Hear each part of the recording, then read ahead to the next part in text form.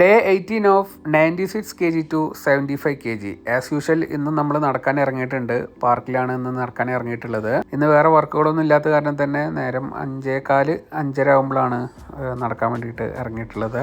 ഫുഡൊക്കെ കൺട്രോൾ ചെയ്യാന്ന് പറഞ്ഞാൽ ഭയങ്കര ടാസ്ക് പിടിച്ച കാര്യമാണ്. വയറ് നിറച്ച് കഴിച്ചിരുന്ന ആൾ വളരെ കുറവാണ് കഴിച്ചുകൊണ്ടിരിക്കുന്നത്. പോർഷൻ കൺട്രോളും അതുപോലെ പ്രോട്ടീൻ റിച്ച് സംഭവങ്ങളൊക്കെ ആയിട്ട്.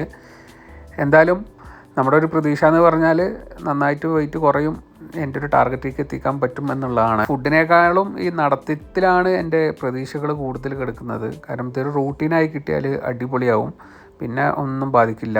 ഈ വയറും ഈ തടിയൊക്കെ കണ്ട് കുറഞ്ഞ് കിട്ടിയ ഒരു ആശ്വാസമാണ്. ഇതിൻ്റെ ബുദ്ധിമുട്ടുകൾ, ഈ തടിയുടെ ബുദ്ധിമുട്ടുകളുള്ള വീഡിയോ ഞാൻ വേറെ ഒന്ന് ചെയ്യണ്ട കേട്ടോ. എന്തൊക്കെയായിരുന്നു എൻ്റെ ബുദ്ധിമുട്ടുകൾ എന്തായാലും ഇന്ന് ഏകദേശം ഒരു മണിക്കൂർ നടന്നു. അതിനുശേഷമുള്ള എക്സസൈസുകൾ കാര്യങ്ങൾ ചെയ്ത്, എക്സസൈസുകളൊന്നും ഭയങ്കര ഹെവി എക്സസൈസ് കാര്യങ്ങളൊന്നുമല്ല.